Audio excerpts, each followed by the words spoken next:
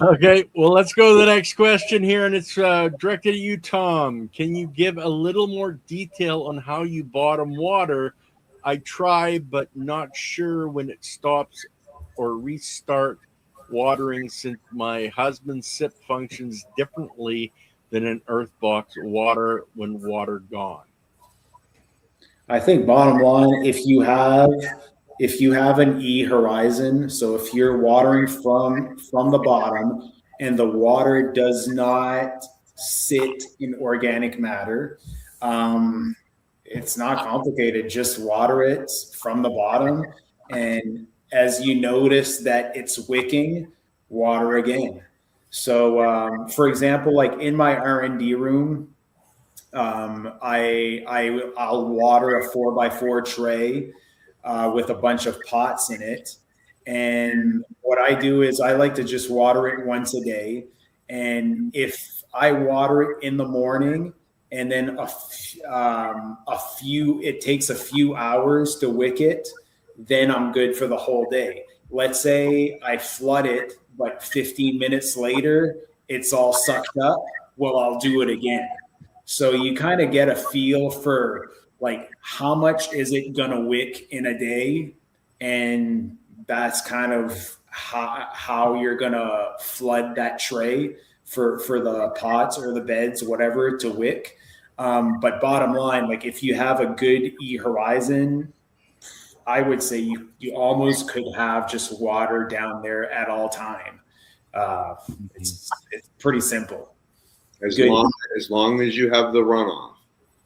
You know, that's the runoff, the slot that's 1/4 inch below the bottom of the A horizon, so that you can't. That's what I'm saying. The E horizon, right?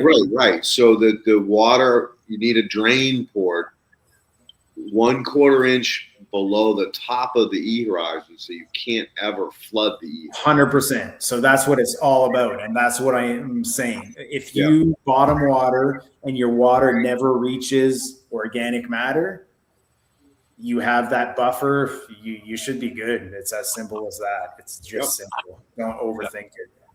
Don't overthink it. Yeah. As long as you're using an E horizon, if you don't have an E horizon, that's not going to work. No. Your plants are going to hate it. You can pull it off, but it's dangerous. Yeah. Have you heard that peppers need heat, and if you water them less, they make spicier peppers? Do you think the increase in stress would make weed produce more or less of the desired chemicals? So a good friend of mine, Alex, has documented this. It's called crop steering using water. And he stressed side by side, he stressed one pepper by doing heavy rain events and then hard drybacks, and then buffer zones where he was, kind of in the middle. And he increased not only the yields by 50%, but the heat by at least 50%. So there are ways to do that in cannabis. There's a lot of information out there about people who have focused on stressing the plant to get higher yields, like that example with the hash I smoked. Those guys tortured the shit out of that plant, and when you torture it, it's going to produce its defenses. Those defenses are what we called terpenes and cannabinoids and cannabinols. So. Yeah, there's a lot of information on stressing. There's a lot of different ways to do it.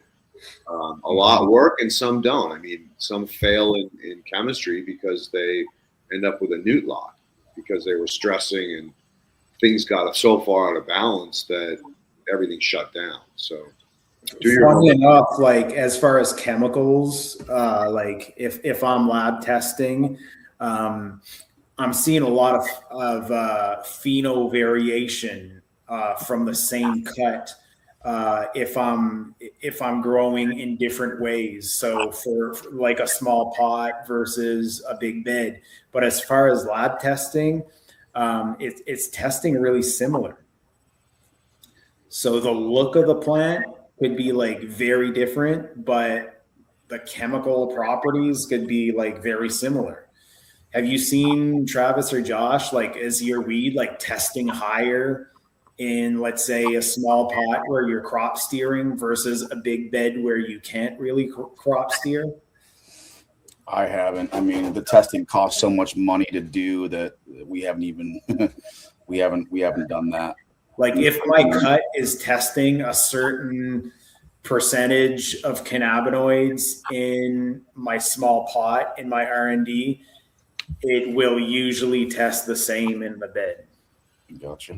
That's kind of where I went with in my head. I was like, you know what? That's for years. I kept hearing, stress. You need to, stress is what produces terpenes. And I was like, I'm gonna give it the ultimate stress and just build what I've built. And basically, this is like me testing this theory of mine right now. Is like I'm in a system that is like beautiful and it's set up to do what it's doing, but yet it's the ultimate stress test for a cannabis plant.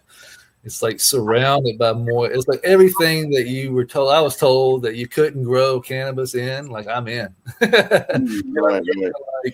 Like fire right now, and everything's coming out like just so terpy and so rich and flavorful. I'm just like, this was not like this in the 4x4.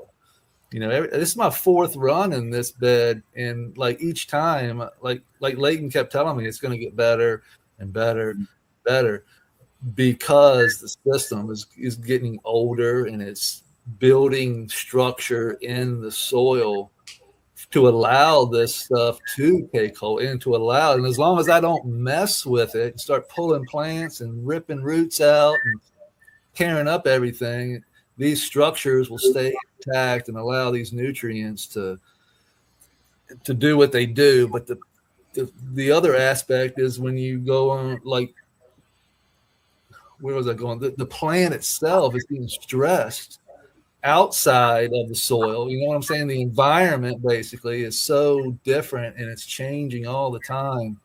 Like I'm not dialed in like you guys' rooms are. You know what I mean? I'm like free flow, open door, open the window. You know what I mean? It's like I got plastic on the walls, but there's like I open the door all the time. Like, I'm not like so to speak, trying to keep pests or anything out. Like I'm pests in. Like, hey, come on in, guys. I got lizards. I got the whole 9 yards in here. So my stress environment is totally different all the time compared to what you guys are doing. I'm in a horizontal system, but I'm seeing results like I've never seen before. Like, and when I sent my soil, I sent some soil to Leighton, but I also sent some down to Florida to my man Mo down there. I grow soil.